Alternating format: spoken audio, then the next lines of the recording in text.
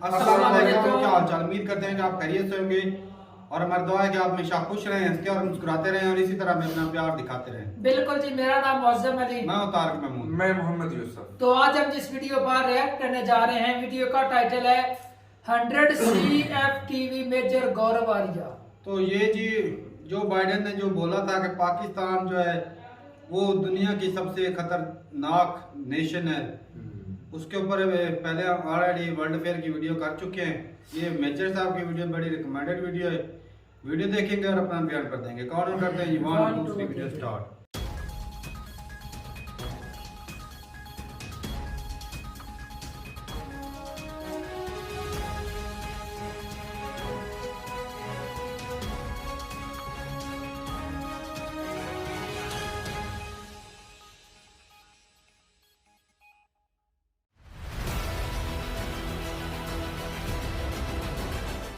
कभी home minister के खिलाफ, कभी डिफेंस मिनिस्टर के खिलाफ एफआईआर निकलते रहते हैं। पुलिस पहुंच जाती है घर में अरेस्ट करने के लिए इन लोगों को। कभी कहते हैं कि जो पुराने इनके वजीर आजम है इमरान खान साहब प्राइम मिनिस्टर, बोलेंगे मेजर साहब अभी तो आपने बोला कि साहब बहुत जबरदस्त है, अलकायदा भी नहीं ले सकता, ये भी नहीं ले सकता, फलाना ढिमका, तो फिर खतरा क्या है? खतरा ये अमेरिका ने हमारे खिलाफ साजिश कर दी। कल तो अच्छी अच्छी बातें कर रहा था, आज बुरी बातें कर रहा है। अमेरिका ने अच्छी बातें कहीं भी नहीं करी। आप लोग इनको पैसे देने को राजी नहीं है, दुनिया पैसे नहीं दे रही, बहुत कम दे रही है पैसे। इनका अरबों दर अरबों डॉलर का, मैं कह रहा हूं 30। जय हिंद दोस्तों, मैं हूं मेजर गौरव आर्या और आप देख रहे हैं द चाणक्य डायलॉग्स।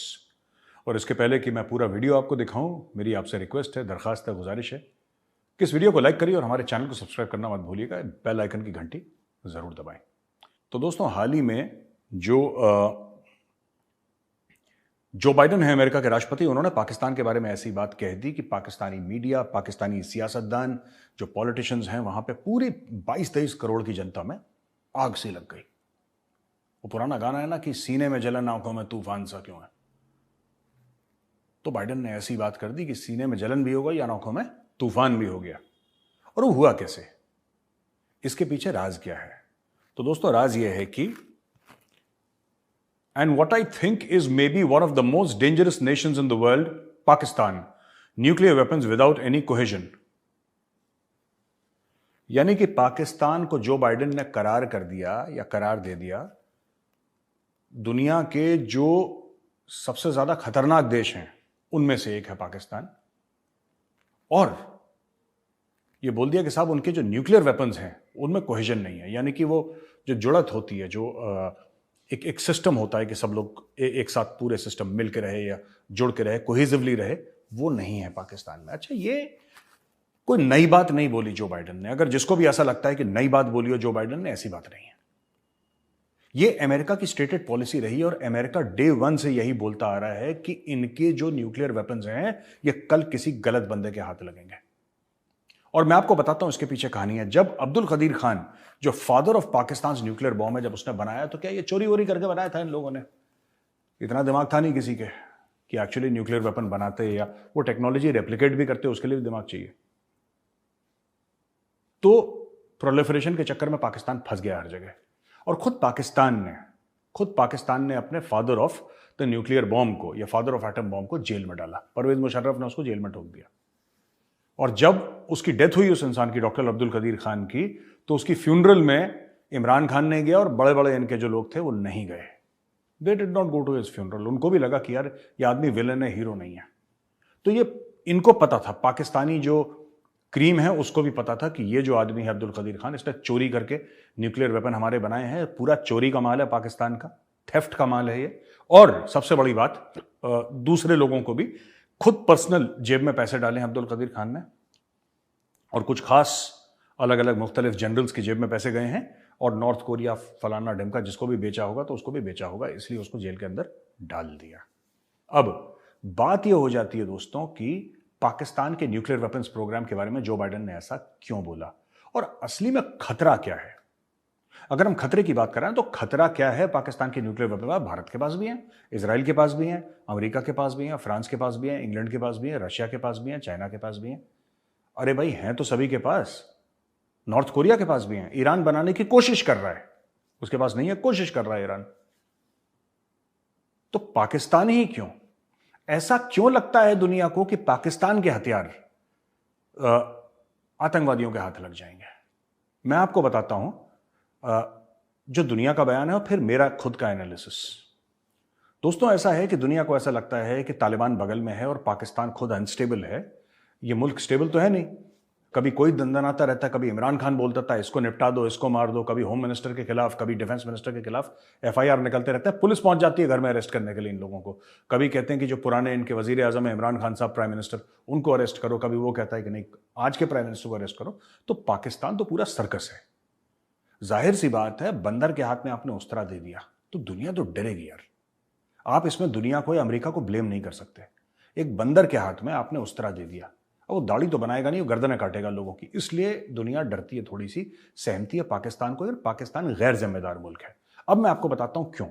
ये जो पूरा, मुझे नहीं लगता कि तालिबान आके या अलकायदा आके या इस्लामिक स्टेट में, ऑन रिकॉर्ड आपको बोल रहा हूं, मुझे नहीं लगता कि पाकिस्तानी न्यूक्लियर वेपन्स ये लोग ले सकते हैं।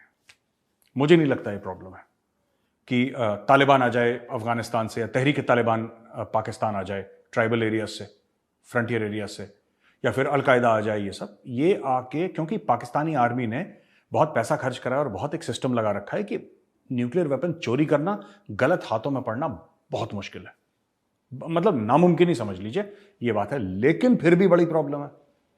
अब आप बोलेंगे मेजर साहब अभी तो आपने बोला कि साहब बहुत जबरदस्त है, अलकायदा भी नहीं ले सकता, ये भी नहीं ले सकता, फलाना ढिमका, तो फिर खतरा क्या है?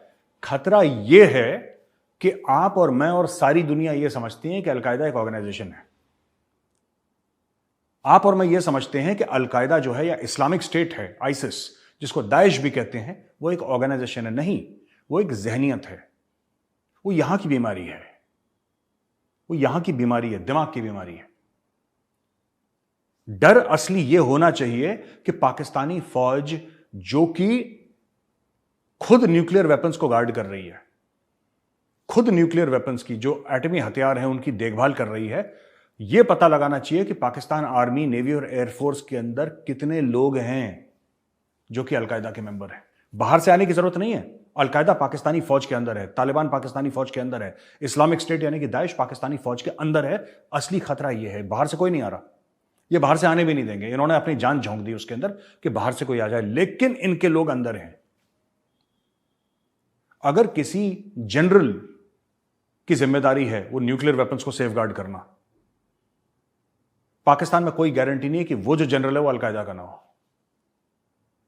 जब मुशर्रफ को मारने की साजिश की थी तो वो आपको, मैं आपको बता दूं, जब मुशर्रफ उस समय आर्मी चीफ भी था और आई थिंक प्रेसिडेंट भी था उस वक्त, तो उस वक्त जो मारने की कोशिश की थी मुशर्रफ को, वो पाकिस्तानी एयरफोर्स के लोगों ने मारने की कोशिश की थी।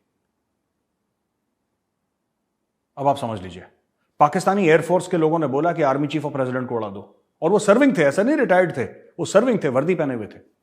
वो लोगों ने मारने की कोशिश करी परवेज मुशर्रफ को। तो ये पाकिस्तान में बहुत कॉमन है। और खतरा ये है, खतरा बाहर से नहीं है, खतरा पाकिस्तान में अंदर से है।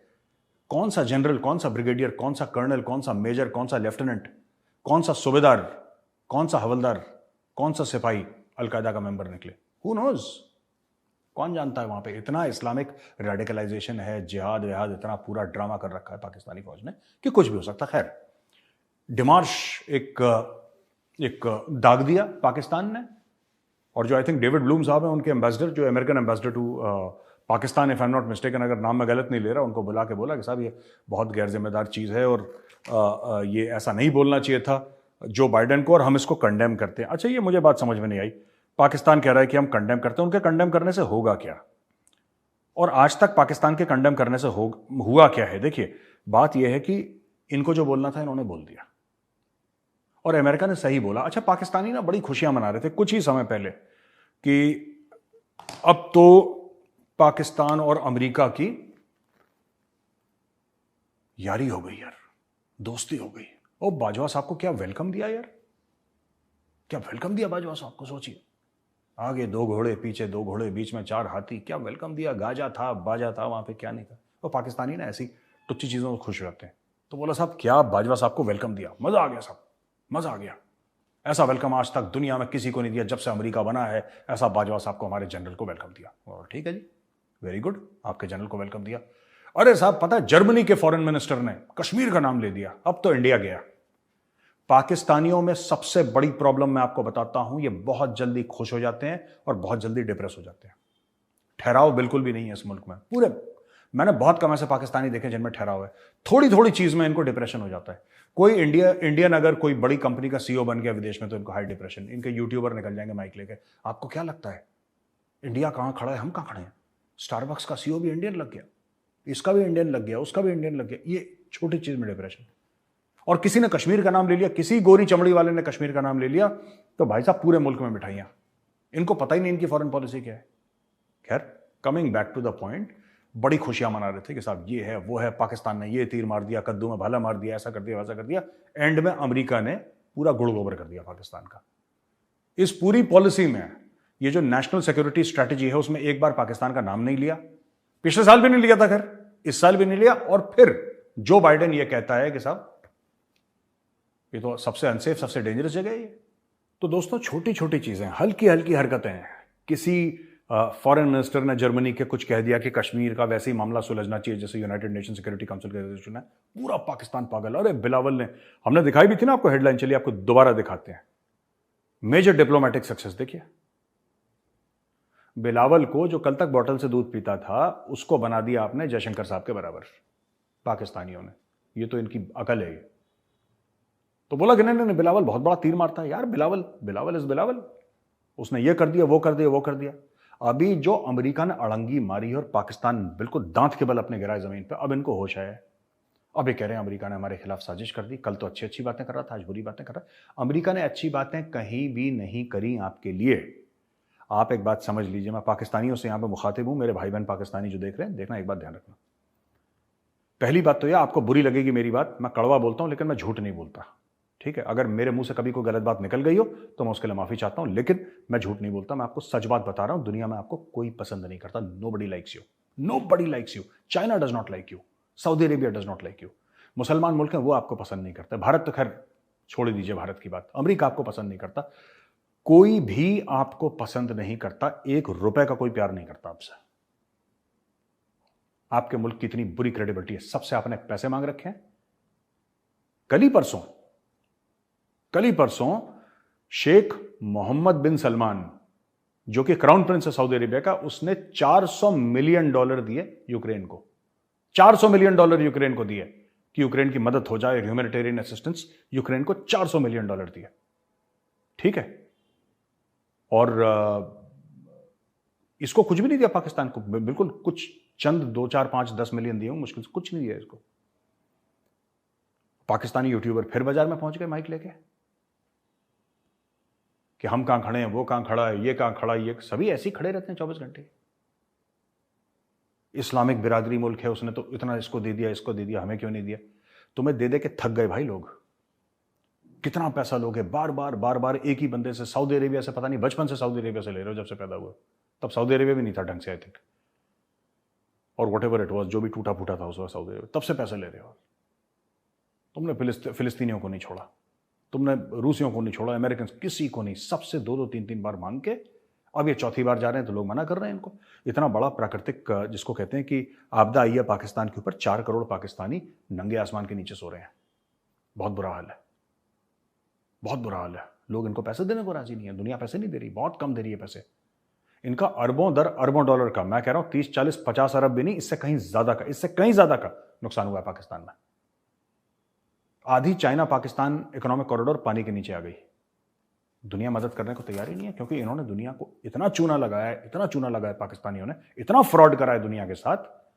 इनका एक साकिब निसार था, मैंने उसका नाम भी लिया था पहले, साकिब निसार। अब देखिए चोरी पाकिस्तान में किस लेवल पे होती है। करप्शन हर जगह है। कोई क्या भारत में करप्शन नहीं है, ऐसा नहीं है। अमेरिका में भी है, यूरोप में भी है करप्शन। ये भाई लोग पीएचडी हैं करप्शन में, ये हाईली एडवांस्ड करप्ट हैं। ये साकिब निसार था पाकिस्तान का चीफ जस्टिस। उसने पाकिस्तानियों को बोला कि देखो यार, बाढ़ बड़ी आती है, पानी का मसला है, पानी की प्रॉब्लम है, हम एक काम करते हैं, मैं एक डैम बनाता हूं, बांध बनाऊंगा। Chief justice of Pakistan, supreme court का, वो कह रहा है कि मैं एक डैम बनाऊंगा। तो बोला कि ठीक है चीफ जस्टिस साहब, सरकार तो बनाने दीजिए, नला है कि आप ही डैम बना दो। तो सबसे बोला कि सर कोई 10 रुपए लाओ, कोई 20 रुपए, कोई 50 रुपए, कोई 100 रुपए, 1000 रुपए, 2000, 10,000, लाख, जिसकी जितनी औकात है अपने हिसाब से पैसे दो। तो कुछ पाकिस्तानियों ने पैसे दिए। बाहर वाले पाकिस्तानी जो हैं, ओवरसीज पाकिस्तानी, दबा के उन्होंने पैसे दिए। खूब पैसे इकट्ठा हो गए। साकिब निसार के पास जब पूरे पैसे इकट्ठा हो गए, करोड़ों दर करोड़ों की संपत्ति इकट्ठा हो गई, साकिब निसार ने साफ सीधा बोल दिया, यार कौन सा डैम यार, कौन सा डैम? कह रहे साहब आपने जिसके लिए पैसे इकट्ठा करे थे वो वाला डैम। कह रहे यार बच्चों वाली बात कर रहे हो, जज कभी डैम बनाता है? तुम बेवकूफ हो। और उसका वही बयान है आज कि तो पैसे बहुत कम इकट्ठा हुए थे, कोई डैम वैम नहीं, वो पैसे खा गया। वो पैसे साकिब निसार जो था उनका चीफ जस्टिस ऑफ पाकिस्तान, वो पैसे खा गया डैम बनाने के चक्कर में। तो ये पाकिस्तान में चल रहा है। ये पाकिस्तान, ये जो एटॉमिक वेपन है जिसके बारे में बात हो रही है, आपको पता है किसने अलाउ करा इनको बनना? वो चोरी उसने करी जो अब्दुल कदीर था, इनका न्यूक्लियर साइंटिस्ट, लेकिन वो मेटलर्जिस्ट था, एक्चुअली न्यूक्लियर साइंटिस्ट नहीं था, लेकिन ठीक है हम न्यूक्लियर साइंटिस्ट कह देते हैं क्योंकि उसने न्यूक्लियर वेपन्स पे काम करा था। मेरा कहने का ये मतलब है कि ये जो अमेरिका था, अमेरिका ने जब ये चोरी कर रहा था, अमेरिका को पता था चोरी कर रहे हैं, ये न्यूक्लियर बॉम्ब बनाने की कोशिश कर रहे हैं और भारत के खिलाफ इस्तेमाल, अमेरिका चुप था, अमेरिका दूसरी तरफ देख रहा था क्योंकि अमेरिका को उनकी जरूरत थी अफगानिस्तान में उस वक्त। तो अमेरिका चुपचाप देख रहा है अमेरिका। और पाकिस्तान ने चोरी करके ये चोरी करा, ये चोरी करा और वहां पे लेबोरेटरी में बना के एक अपना बम बना दिया, फिर दगादग मिसाइल अपनी आगे बनाना शुरू कर दी कि हम जिहाद करेंगे, हिंदुओं को मारेंगे, बम मार देंगे पाव के लोग। ये सब उनके दिमाग में फतूर दौड़ने लगा। आज वही अमेरिका कह रहा है कि यार तुम्हारे अनस्टेबल है, तो भाई जिसने तुम्हें दिया है वो तुमसे वापस ले रहा है, इसमें बुरा क्यों मान रहे हो? जिसने तुम्हें भीख में दिया कि तुमने जिससे चोरी करी या कहीं और चोरी करी, वो वापस मांग रहा है तुमसे, तुमसे ले लेगा वापस। और तुम्हारी इतनी औकात नहीं है कि तुम्हारे पास न्यूक्लियर वेपन्स होने चाहिए। पाकिस्तान को कई लोग, इज्जतदार रिस्पॉन्सिबल लोग कह चुके हैं, Pakistan is an international migraine. ये बहुत खतरनाक वाला सरदर्द है पूरी दुनिया के लिए। ये जो बाइडेन के कमेंट का लबोलबाब था, निचोड़ था, जो केंद्र बिंदु थी यही थी कि पाकिस्तान के जो न्यूक्लियर वेपन्स हैं वो कंट्रोल में नहीं है। किसी भी वक्त कुछ हो सकता है, किसी भी वक्त कुछ नहीं पता। पाकिस्तानी जनरल को जिहादी जनरल हो वहां का, वो अलकायदा को बेच दे कि जाओ हिंदुओं पे फोड़ो बम। पाकिस्तान इज वेरी केपेबल और खुद भाग जाएगा लंदन के फ्लैट में रहने के लिए, दुबई में। इनका कोई दीन ईमान थोड़ा ना, इनके सारे फौजी बाहर बैठे हुए हैं, सारे के सारे पाकिस्तानी फौजी रिटायर होते हैं, बाहर चले जाते हैं। कनाडा में पूरा का पूरा शहर बसा लिया इन लोगों ने। तो कभी भी कुछ कर सकते हैं। यही चीज है जिसकी वजह से अमेरिका परेशान है। पर लेकिन इसमें अमेरिका की भी गलती है। भाई तुमने सपोले को दूध पिलाया, तुमने क्या सोचा वो बड़ा बन के गिलहरी बनेगा? वो तो बनेगा सांप यार। गिलहरी कैसे बन जाएगा? वो खरगोश कैसे बन जाएगा? उसने सांप ही बनना है। अमेरिका का अरे यार ये सपोले को दूध पिलाया था यार, ये पता नहीं सांप कैसे बन गया। अरे सपोले को दूध पिलाओ या चाउमीन खिलाओ, वो बनेगा तो सांप ही बड़ा होके। वो और क्या बनने वाला है? पाल पोस के बड़ा कर दिया पाकिस्तान, जो दुनिया भर के लिए हेडेक बन गया है।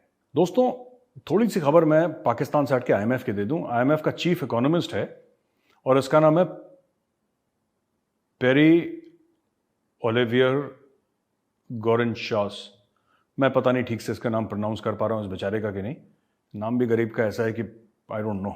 Director research at the international monetary fund. इन्होंने एक न्यूज़ कॉन्फ्रेंस में आईएमएफ का जो वर्ल्ड इकोनॉमिक आउटलुक है उसमें यह बताया इन्होंने कि India is a bright light economy but key structural reforms needed for a 10 trillion GDP. यानी कि भारत एक ब्राइट स्पॉट है, एक चमकता हुआ, जिसको कहते हैं एक जगह है, एक चमकता हुआ सितारा है ग्लोबल इकोनॉमी में, जहां पर सबको मार पड़ रही है। भारत की इकोनॉमी राइज कर रही है, लेकिन 10 ट्रिलियन की इकोनॉमी बनने में भारत को कुछ रिफॉर्म्स करने पड़ेंगे, स्ट्रक्चर में कुछ कानून साजी करनी पड़ेगी, पॉलिसी बनानी पड़ेगी, ये सब। खैर मैं चाहता हूं आप एक वीडियो देखिए छोटा सा जरा। पहुंचाएंगे। भारती ने कब्जा कर लिया। पाकिस्तान के लिए बड़ी मुश्किलात का सामना है। एफ पर भारती का कब्जा। पाकिस्तान को सैलाब की तबाहकारियों के बावजूद रुकन ममालिक का सालाना इजलास वाशिंगटन में जारी है। आईएमएफ पर भारतीय कब्जा पाकिस्तान के लिए बड़ी मुश्किलात और कड़ा। पाकिस्तान को सैलाब की तबाहकारी के बावजूद कोई रिलीफ नहीं मिल सका। आईएमएफ के रुकन ममालिक का सालाना इजलास वाशिंगटन में जारी है। पाकिस्तान को कर्जों के हुसूल और रीशेड्यूलिंग में दुश्वारी का सामना है। आईएमएफ की ताकतवर तरीन और फैसला कुन असामियों पर भारत का कब्जा है।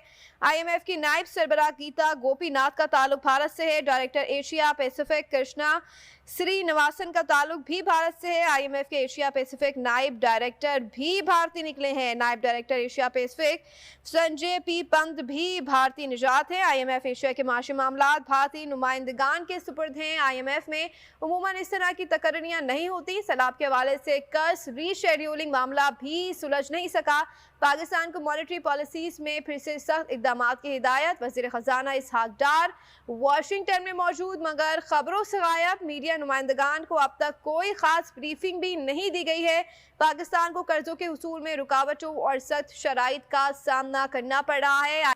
दोस्तों, ये IMF की बात कर रहा है पाकिस्तानी मीडिया, और मुझे एक बात ये समझ में नहीं आती यार, ये जो भी जैसे गीता गोपीनाथ है, कोई और भी है जो IMF में भारतीय मूल के लोग हैं, पाकिस्तानी कहता है कि ये ना IMF हमें इसलिए लोन नहीं देता क्योंकि वहाँ पे इंडियन बैठे हैं और इंडियंस का तो काम ही है हमें ना जलील करना, और हमें वो ठीक है, हमारा ये काम है आपको जलील करना, वो गलत नहीं कह रहे आप, लेकिन ये लोग प्रोफेशनल हैं यार, पाकिस्तानियों को भी समझना चाहिए, ये लोग प्रोफेशनल हैं। ये जो इंडियंस वहाँ पे हैं, ये ऐसे नहीं कि ये कोई नवाज शरीफ का भतीजा है या इमरान खान का चाचा है वहाँ पे बैठा है, ये लोग अपनी मेहनत करें, मिडिल क्लास के लोग हैं, मेहनत करके आए हैं, कोई ऐसा डिसीजन नहीं लेगा जो कि अनप्रोफेशनल है। लेकिन ये डर ठीक है, आप लोगों को डर लग रहा है, मुझे अच्छा लगा आपको डर लग रहा है, लेकिन आई डोंट थिंक कोई ऐसा, दे आर प्रोफेशनल्स यार, ये जिसको कहते हैं ना ग्लोबल रिनाउन के ये लोग इकोनॉमिस्ट्स हैं। तो कोई ऐसा बोले कि क्योंकि हम भारतीय मूल के हैं और पाकिस्तान को जलील करने के लिए हमें ऐसा कदम लेंगे कि पाकिस्तान को लोन न मिले, तो ये आई थिंक बेवकूफ़ी की सोच है जो पाकिस्तान के टीवी एंकर्स की है। ये बड़ी स्टूपिड और बड़ी इमेच्योर सोच है। आइडिया अच्छा है वैसे, आइडिया इज़ नॉट बैड, लेकिन ऐसा होगा नहीं, पहली चीज़। और भारत का भूत ऐसा 24 घंटे इनके सरों पर सवार रहता है कि भारत कोई साजिश कर रहा है, कुछ। बेसिकली पाकिस्तान ये चाहता है कि हम दुनिया भर से पैसे लेते रहें, कोई हमसे ये ना पूछे कि भाईजान आपने पैसे लिए तो लिए क्यों और आपका वापस करने का प्लान कब है। अगर किसी ने ये पूछ लिया कि आप हमारे पैसे वापस करो तो इस्लामोफोबिया हो जाता है, विक्टिम कार्ड खेल देते हैं ये लोग फट से, कि आप हमारे ऊपर इसलिए ऐसा कर रहे हैं क्योंकि मुसलमान हैं। ये कह चुके हैं पाकिस्तानी बेसिकली ये चाहते हैं कि आपसे अरबों डॉलर लें और फिर टाटा बाय बाय करते हैं और अगले साल फिर पहुंचे अरबों डॉलर के लिए। और अगर आपने इस बार मना कर दिया कि बॉस तुमने पिछला वाला मना नहीं करा था तो तुमने इस्लामोफोबिया करा है, तुम मुसलमानों के खिलाफ हो, तुम चाहते नहीं हम तरक्की करें। आप देखिएगा जब भी पाकिस्तान में सड़क पे जो आम आदमी चल रहा है उसको ये नहीं पता कि उसके मुल्क को पाला पोसा अमेरिका ने, उसके मुल्क को पाला पोसा IMF ने, उसके मुल्क को खाने के लिए निवाला दिया वर्ल्ड बैंक ने, लेकिन 24 घंटे अमेरिका को गाली देते हैं पाकिस्तानी, क्योंकि उनको ऐसा लगता है कि ये जो पैसा हमें मिल रहा है ना लोन पे या एड में, ये सब हमारे हक का है, ये हमें मिलना चाहिए, हमें मिलना चाहिए क्योंकि सानू थे मुसलमान है, मिलना चाहिए। तो दिस इज द माइंडसेट जो पाकिस्तान को पीछे धकेल रहा है। अब आपने देखा वीडियो जहां पे खुल के पाकिस्तानी ये कह रहे हैं कि साहब देखो ऐसा है कि ये भारतीय हैं और भारतीय कभी अलाउ नहीं करेंगे हमें पैसा मिले IMF से। ये इनका माइंडसेट है। इस माइंडसेट के साथ हम 75 साल से डील कर रहे हैं दोस्तों। बस आज का वीडियो इतना ही। बहुत जल्द आपको मिलूंगा एक और वीडियो के साथ, और तब तक के लिए आप मुझे इजाजत दीजिए। इस वीडियो को लाइक करिए, हमारे चैनल को सब्सक्राइब करना मत भूलिएगा। 4 लाख सब्सक्राइबर हमारे हो गए हैं। बहुत बहुत धन्यवाद आपका, तहे दिल से बहुत बहुत शुक्रिया, बहुत बहुत धन्यवाद। जय हिंद।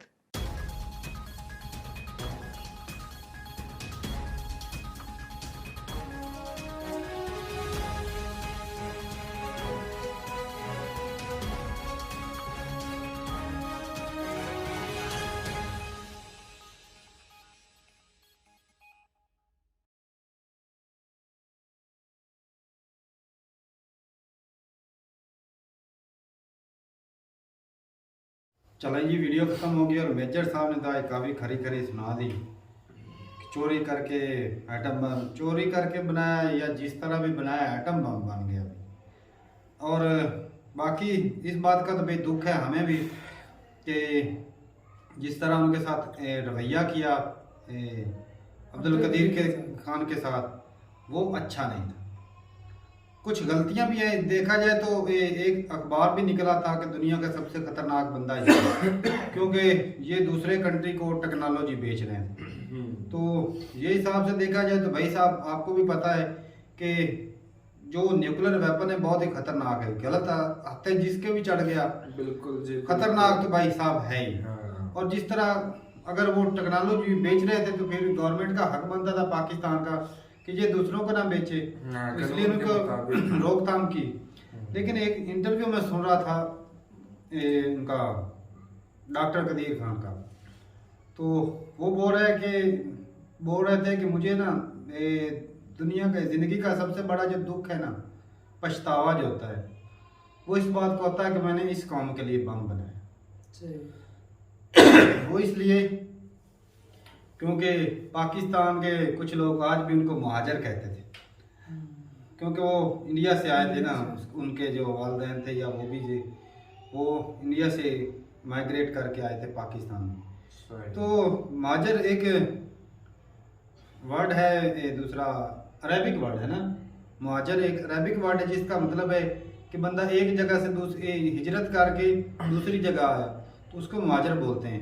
तो आज भी भाई साहब पाकिस्तान में कई लोग ऐसे हैं जो इंडिया से पार्टीशन के वक्त इंडिया से आए थे इधर मूव करके, आज भी कुछ लोग उनको महाजर बोलते हैं। तो वो तो कभी तक आज तक वो बुरा तो नहीं उन लोगों ने मनाया। असल में ना वो घुल मिली और बुलाते तो इसलिए है ना कि उनकी वो एक पहचान हो जाए। आप तो जानते हैं पाकिस्तान में कौमों को बड़ी तरजीह। हाँ सही बात है, कौमियत की है ना तरजीह, है बड़ा कुछ तो है। उस लिहाज से पहचान के लिए, हाँ ये भी है, मतलब उन्हें हेट करने के लिए नहीं कहते हैं, हाँ सही बात, पहचान के लिए। हमारे उनकी एक और बात, उनके भी अलग कस्बे और उनकी जमीनें हैं और वो हम जटकों की निस्बत बहुत ज्यादा मेहनत जो करते पहले से हैं। लोकल है इधर के, जो पहले से थे उनसे ज्यादा वो तरक्की याफ्ता, वो क्योंकि वो मशहूर है, बहुत ज्यादा तरक्की करते वो हैं। भाई तो पढ़े लिखे एक जमीन है ना, उसके अंदर वो 3-3 4-4 फसलें लगाते हैं। हम जटके लोग सिर्फ एक ही लगाते हैं। वो मशहूर है इस वजह से भाई मेहनत, तरक्की भी बहुत असल में करते हैं। मेहनत भाई करते हैं। उनके पास थोड़ी भी जमीन है तो उसको भी वो सोना बना देते सही बात हैं, है। इतनी मेहनत वो करते हैं। मैंने देखा है जिनके पास 2-2 4-4 एकड़, उनसे भी वो सब्जियां लगा के भाई साहब, जिनके पास 20-20 एकड़, उनसे भी ज्यादा पैसे कमा लेते ऐसी हैं। बात। मेहनत करते हैं, उनको पता है कि भाई इससे फायदा कैसे लेना है। जी। और बाकी रही बात न्यूक्लियर वेपन की, पाकिस्तान के पास जो न्यूक्लियर वेपन है, तो अगर 20 सालों से आज तक सिक्योर है ना, तो आर्मी कंट्रोल कर रही है ना उसको अच्छे से, तो फिर भी आने वाले वक्तों में भी कर सकती है। और बाकी मेजर साहब की ये भी बात जो है ना, वो कहते हैं ना फेंकने वाली नहीं है, उस बात में भी दम है कि उस जो आर्मी है उसमें उस माइंड सेट, क्योंकि सोच होती है, दहशतगर्दी वाली सोच है भाई साहब, सोच है तो आज तक इस्तेमाल क्यों नहीं वो है किया? ना, कुछ बंदे आ सकते हैं बाद में यार भी आ आ सकते हैं, मान लिया, लेकिन आर्मी के अंदर यार ऐसे कोई तमाशा लगा हुआ है पाकिस्तान आर्मी का। नहीं भाई साहब, अच्छा, नहीं भाई साहब क्या हुआ? हो सकता है, नहीं हो पहले सकता भी है, नहीं मतलब अब तक नहीं चला। ऐसा नहीं इंडिया चला। के साथ कितनी जंगें लड़ी उसने। हाँ नहीं ये चला। नहीं, उस वक्त ये लोग मौजूद नहीं थे। यार थे। आप थे तो चलाते ना दहशतगर्द। मेजर साहब तो कहते हैं सारा पाकिस्तानी दहशतगर्द है। नहीं, ये दहशतगर्द नहीं कहते हैं, एक वीडियो बनाई थी उन्होंने आज भी कह रहे हैं वो तो पाकिस्तान को जलील करना चाहते हैं। कौन लिखा? मेजर साहब, उन्होंने ठेका ले रखा है। हाँ, वो खुदा की तरफ से आई सिर्फ पाकिस्तानियों को जलील करने हैं। तो ये भाई पाकिस्तानी को इंडिया नहीं, पाकिस्तान क्यों डरेगा? किससे? वो जो उधर बनी है लेडी IMF में, वो तो यूट्यूबरों की बात बता रहे थे, वो लेकर पूछ नहीं रहे थे, देखी नहीं तो वीडियो हमने की थी कि नहीं? यार पाकिस्तान को उससे क्या डर यही है? होते वो ना डर। मेरठ की थी, वो भाई काबिल थी तो उन्होंने रखी। वो भाई हमने भी बोला कि भाई साहब जो घटिया सोच वाले जिनके माइंड सेट रहते हैं कि वो हमें सख्ती करे, खाला जी का वाड़ा है जी, न्यूक्लियर वेपन चोरी हो जाएगा। अब अमेरिका वोट सिर्फ रशिया के खिलाफ नहीं दिया तो उनकी चीखें निकल रही हैं। असल में बात तो ये है, उसको सामने कोई नहीं ला रहा, सबको पता है भाई, बात को इधर उधर घुमा लेते हैं। वो इंडिया के खिलाफ उनका कहना मान लेते फिर अच्छे थे हम। अब जब खुद से फैसला ले ही लिया है, चलो खुद से एक फैसला ले ही लिया है। और ऊपर से देख लो जिस तरह से अफगानिस्तान को वो सपोर्ट करे, पाकिस्तान तो नहीं ना करे। हाँ, तालिबान सपोर्ट तो वो करते हैं। सही बात है। तो फिर तो तालिबानों को हमने किस तरह हिट किया? ऊपर से दहशतगर्द पिछले नहीं 8 कहते साल हैं। से तालिबान को हमने किस तरह का ठोका है, सही ये भी बात। पता है। तो इससे क्या जहर हो रहा है? या तो वो हावी हो जाए ना हमके ऊपर तालिबान, तो फिर हम मान भी उन्होंने कब्जा कर लेना हमारे यार तो इतने पावरफुल है तो ले हमारी लेना, आर्मी ने उनको इंडिया को ठोका ले ले, है। कश्मीर को ले ले। इतने पावरफुल है दुनिया में भाई, ये ही है, इंडियन ही है, पूरी दुनिया में है, राज है इनका, तो ले लेना। क्या पाकिस्तान पर कब्जा करें। पाकिस्तान की आर्मी तो निकम्मी है ना, ले ले। नहीं कब्जा तो कर फिर सकते। आए ना, पता चले इनकी पावर का। भाई साहब वो जंग यार इन्होंने चूड़ियां पहन रखी हैं। वो चोरियां नहीं भाई साहब, वो नहीं, वो कह तो ऐसे ही रहे हैं ना जैसे मियां मिट्ठू है। नहीं, मजाक तो तारक भाई उड़ाया गया है ना पाकिस्तान। जलील करना एक चाहते हैं, स्टेटमेंट जलील सिर्फ करना मैंने चाहते दी है। हैं। बाकी सारा तो मुद्दा से उन्होंने अपने आप से खुद से बनाया है। लेकिन भाई साहब बात को तुम समझ नहीं ना रहे। भाई समझ रहे हैं कंट्री बातों के को। जो हालात है तुमको पता है क्या? नहीं, बाहर ले जाए भाई कंट्री, साहब जो हर कोई खाना खा के सोता है। तो भाई साहब जो हालात देखना, हालात है, इमरान का किला हालात चल रहा सिर्फ है। करप्शन की वजह से है। तो पब्लिक जाके इन जलील लोगों को हटाए, इक़्तिदार से हटाए। ये बात करना तो भाई साहब हमारी तो खामियां पब्लिक हैं, जाके ना, मानो जो हमें गलतियां मान गलतियां मान रहे हैं, वो लेकिन नहीं मान रहे। मतलब हमारे यार देखो ना, इस तरह आर्मी को हिट कर रहे हैं, आर्मी के इतना आसान काम नहीं बड़े है बड़े आर्मी के ऑफिसर हैं, बाहर क्यों जाके बैठ जाते हैं, मुल्क छोड़ के चले भाई। जाते हैं। वही जाते हैं जो लीडरों के साथ मिलते हैं, जो अपनी जान हथेली पर लेकर बॉर्डरों पर खड़े हैं ना, वो इस मुल्क की हिफाजत के लिए तो है। बेचारा को 20-20 हजार मिलता है, चलो वो इधर जो जाएंगे। वो भी ना दे, वो जो फिर बड़े भी मार हिफाजत करते हैं, करेंगे। जाते हैं। वो 20-20 हजार तो देते हैं ना, वो भी ना दे, वो फिर भी हिफाजत करेंगे। बाकी उससे नीचे तो भाई साहब माल खाते भी तो सब हैं। इधर ही है भाई। माल मिलता भी तो उनको ही है। तो वो माल की खातिर ही जाते हैं, और किस लिए जा रहे हैं वो? जैसे ही वो सियासत में इन्वॉल्व होते हैं ना, तब जाके खराबियां पैदा होती हैं। सही बात है। असल में होना ये चाहिए कि आर्मी को सियासत से दूर रहना चाहिए। मुल्क की गलती सबसे हिफाजत बड़ी के लिए। गलती यही है। हाँ, तो इस गलती को हटाना चाहिए। पूरी दुनिया की आर्मी देख ले, जो भी आर्मी सियासत में आती है उस कंट्री का सत्यानाश हो जाता है। ना दे कर्जे, और चलेगा ऊपर से जो दोहरी देखते नेशनैलिटी हैं। का रिवाज है पाकिस्तान अब के श्रीलंका भी तो अंदर, चल ही रहा है ना, उसकी दुनिया को सारे यार कब्रिस्तान तो नहीं बन गया, दिवालिया निकला, चल रहा है ना मुल्क अभी तक। सही बात चल रहा है। बाकी भाई हालात खराब हो जाते हैं, और बाकी मैं तो कुछ मेजर साहब की बातों से एग्री भी करता हूँ, कुछ हालात भी ऐसे भी हैं। नहीं एग्री हम भी करते हैं, लेकिन कुछ बातें ऐसी जो मतलब के ना दिल दुखाती हैं, नफरत वाली बातें, वो नहीं करनी चाहिए। मेजर साहब की बातें कड़वी होती हैं, लेकिन होती भी उन्होंने सच्ची है। कहा भाई मतलब कि इन्हें जलील होना चाहिए और हम इन्हें जलील करना चाहते हैं। क्यों यार, हम इंसान नहीं है। तो भाई साहब हमारी नहीं, खामियां ये हैं। सऊदी अरब की बात हो रही थी, जब सालों को जरूरत पड़ती है सिक्योरिटी की तो पाकिस्तान आर्मी मंगाते हैं वहां। पैसे देख लगाते हैं, यार पैसे देते हैं तो इंडियन ले और जाए, ले जाए ना इंडियन आर्मी। इंडिया वाला नहीं ना, नहीं क्यों नहीं लेकर जाते? उन्हें तो वहां मक्का में एंट्री नहीं दी जाती, किधर? उधर मक्का में क्यों नहीं दी जाती? किधर? लेकर जाए ना इंडियन आर्मी को, तब तो पाकिस्तान आर्मी की जरूरत बड़ी जल्दी से बढ़ जाती है। अमेरिका वाले भी देते हैं उनको सिक्योरिटी। देते हैं, खाक देते हैं सिक्योरिटी, इनकी लेकर ऊपर से जाते जो हैं कतर भाई। के अंदर हो रहा है वर्ल्ड कप, उसके अंदर पाकिस्तान आर्मी को लेकर जा रहे हैं, इंडिया वालों को तो नहीं ना बुलाया गया। ये भी तो देखो ना। और भाई साहब पैसों की जरूरत किसको थी? यार वो नहीं पैसों देते। की बात नहीं है जनाब, नहीं है, पैसों की नहीं। बात नहीं है। वैल्यू है तो लेकर जाते हैं, पाकिस्तान आर्मी की वैल्यू है तो भाई साहब लेकर जाते हैं। सही है। इतना आसान काम नहीं है। सही बात है, सिक्योरिटी दूसरे कंट्री में जाके देना कोई आसान काम थोड़ी है। और बाकी भाई साहब अब क्या बोले हैं, मेजर साहब की बातें थोड़ी सी भाई कड़वी है भाई, कड़वी। भाई साहब स्लो हो जाए। नहीं मैं स्लो हो गया हूं, लेकिन मुझे दुख हुआ यार इस बात। मेजर साहब को ये थोड़ा हल्का अदरक नहीं, नहीं, वो जो सही सी स्टेटमेंट है ना तारक भाई, वो ठीक है। ये भाई, कल हमारे की बात है हालात भाई, ऐसे हैं। कितने एक तरक्की याफ्ता हो चुके हैं ये, अभी तरक्की कर रहे हैं ना। वो जो गौरव ने अपना बनाई है रिपोर्ट, भूखा नंगा को उन्होंने इन्हें कह दिया है, पाकिस्तान को कहते क्यों नहीं कहा उन्होंने? वो रिपोर्ट उन्होंने झूठी बनाई है। चले उनके पीछे, अब अमेरिका के बयान मानते हैं तो चले उनके पीछे, भूखे नंगे तो फिर ये निकले। आलोचना कर दी, क्यों की आलोचना?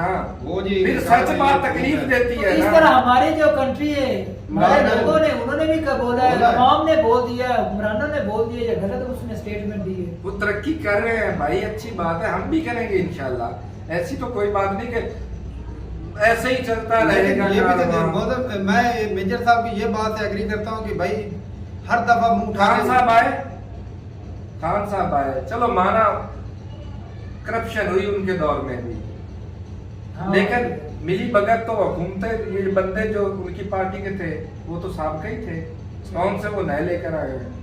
करप्शन होनी थी, लेकिन बेहतरी हुई उनके दौर में। क्या बेहतरी? बेहतरी हुई भाई, क्या ये बेहतरी? चोरों को दौड़, इन चोरों की लगी, सब इकट्ठे हुए। फिर भी खाया पैसा। 3-4% ग्रोथ हुई थी, सभी को जेलों के अंदर डाला गया था, सभी के ऊपर केस चल रहे हैं। वो 3% बताता था, वो 3%, 4% बताता था, वर्ल्ड बैंक 2% बताता था। तो हुई तो है ना, 2% ये तो और की ग्रोथ होती तो है। फिर अब कौन सी हो रही है? अभी ये होगी, बताओ। अभी 3% हुई है।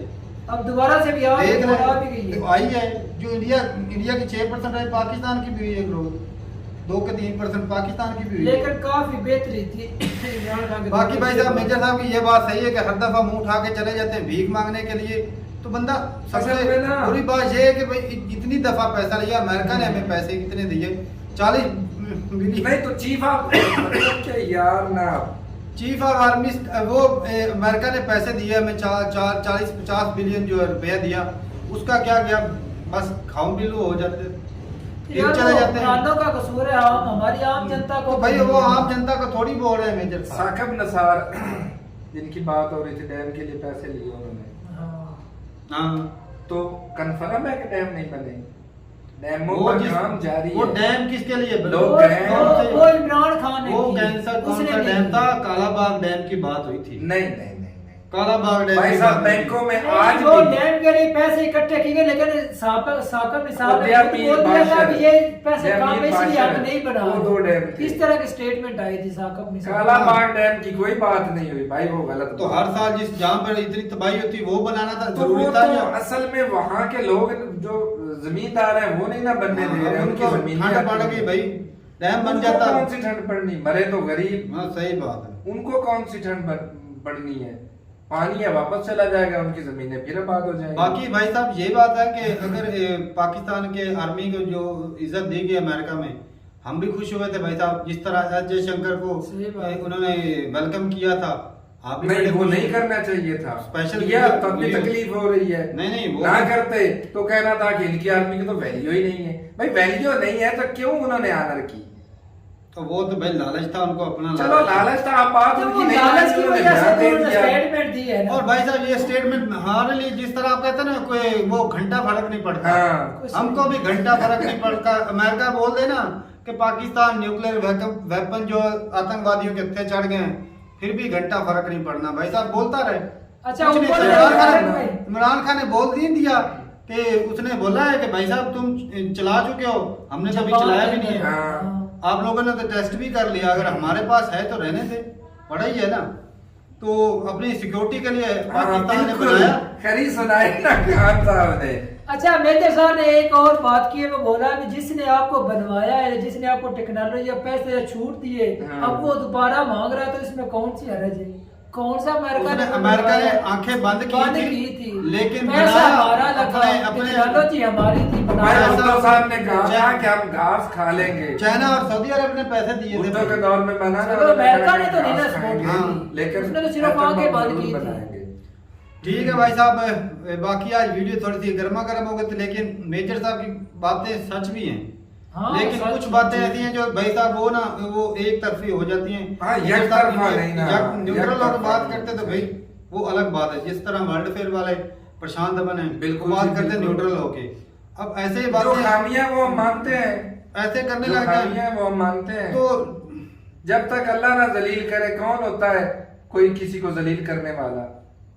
चलो जी ठीक है, अपनी राय जरूर बताइएगा ये नए वीडियो के साथ। तब तक के लिए इजाजत दें। अल्लाह हाफिज।